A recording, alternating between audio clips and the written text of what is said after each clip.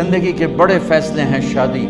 اب لوگ اکٹھے پڑھتے ہو لڑکے لڑکیاں، اپنی شادی کے فیصلے خود نہ کرو، اپنے ماں باپ کے حوالے کرو. اس میں شرافت بھی ہے، اس میں برکت بھی ہے، اس میں رحمت بھی ہے، اور اس میں والدین کی دعائیں بھی ہیں. کورٹ میرج کو ہوا نہ دو. Boy friend girl friend culture ہمارا نہیں ہے. میرے نبی کے طریقے میں مرد اور عورت کا صرف نکاح سے تعلق ہے، اس کے علاوہ سب جہنم کی آگ ہے. اور والدین سے کہتا ہوں کہ اپنے بچوں سے پوچھ کے رشتے کرو، زبردستی مت کرو. میرا معاشرہ بہت سنگین قسم کے جرم کا شکار ہے، بچوں پہ مسلط کر دیتے ہیں. ایتھے ہی کرنی ہے تو جٹائیں چی کرنی ہے، بٹائیں چی کرنی ہے، پتہ نہیں آئے کتوں جٹ بٹ.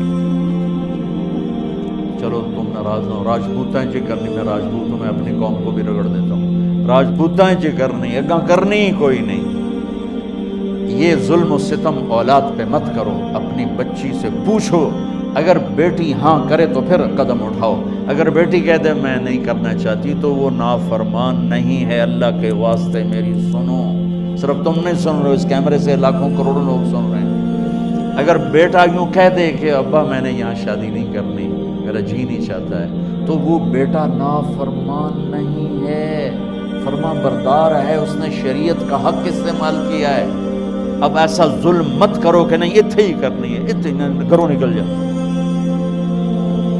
زندگی تم نے تو نہیں گزارنی، زندگی تو بچے نہیں گزارنی. میں قربان جاؤں. ایک حدیث سنو پہلے، پھر اگلی بات سنا دو. ما تزوجت وما زوجت الا بوحی من السماء نزل به جبریل. لوگو سنو، میں نے جہاں شادی کی، میں نے جہاں بیٹی کی شادی کی، پہلے آسمان سے جبریل فرشتہ اللہ کا حکم لے کر آیا، پھر میں نے قدم اٹھایا. سمجھ گئے میری یہ بات سمجھ گئے سارے؟ اب اگلی سنو. حضرت علی فاطمہ کا رشتہ لینے آ گئے، اور جبریل ان سے پہلے آ گئے کہ یا رسول اللہ فاطمہ علی کے لیے ہے. باپ محمد مصطفیٰ جیسا ہے، رشتہ مانگنے والا علی جیسا ہے، اور بیٹی فاطمہ جیسی ہے.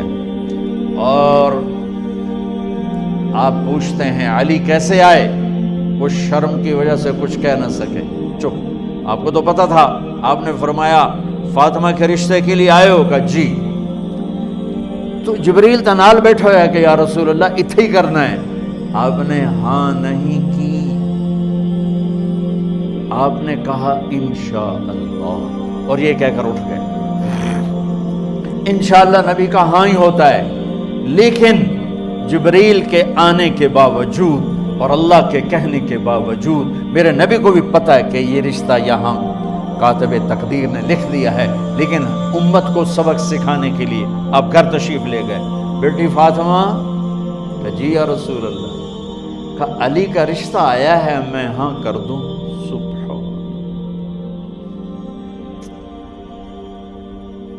میں اپنے دیہاتی بچیوں پہ مجھے رونا آ گیا کہ جنہیں پتہ ہی نہیں ہوتا سانو کہیں دے نال بندے پہ جانور ہے یا انسان ہے.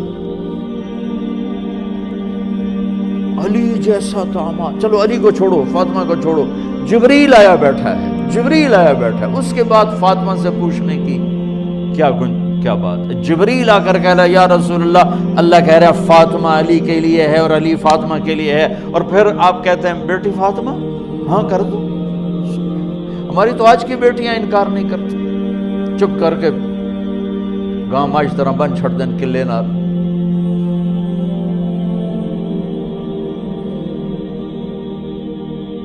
کوئی ان کے اندر کے جذبات کو سننے والا کوئی نہیں ہوتا. اپنی انانیت پر یہ فیصلے کرتے ہیں، اور میرا نبی کہہ رہا بیٹی ہاں کر دو.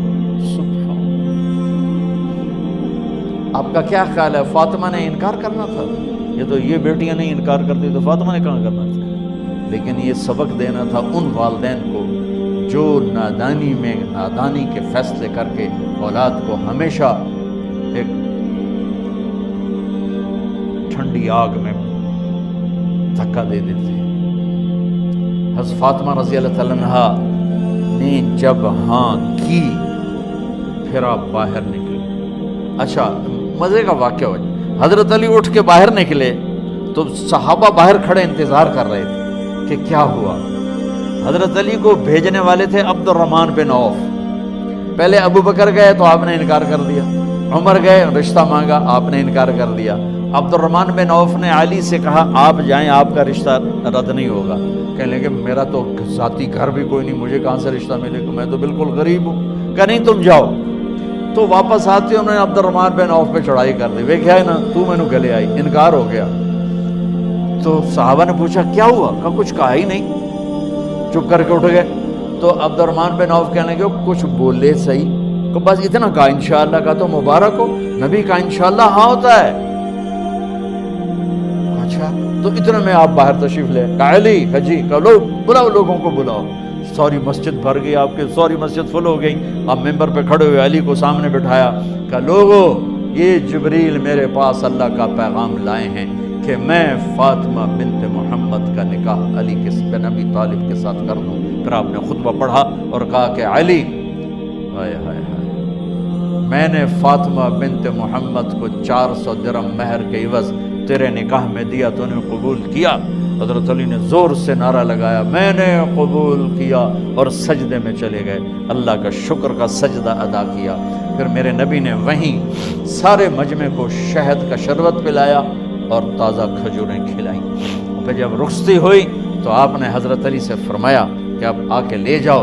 پھر آپ نے حضرت ام سلمہ, حضرت حفصہ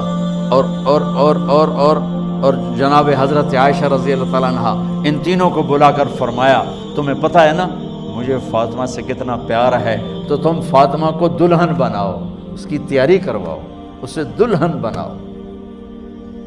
تو ان تینوں نے حضرت فاطمہ کو دلہن بنایا. پھر آپ نے حضرت علی کو پیغام بھجوایا, وہ تشریف لائے, اپنی اونٹنی لے کر آئے. حضرت عقیل ساتھ ہے, سلمان فارسی ساتھ ہے, اور دروازے پر اونٹنی بٹھائی. آپ علی کو اندر لے گئے اور یوں فاطمہ کا ہاتھ پکڑ کے علی کے ہاتھ میں دے کر فرمایا علی تمہیں نبی کی بیٹی مبارک. پھر آپ نے کہا میری بیٹی فاطمہ, مجھے اپنے خاندان میں جو سب سے زیادہ محبوب تھا میں نے تیرا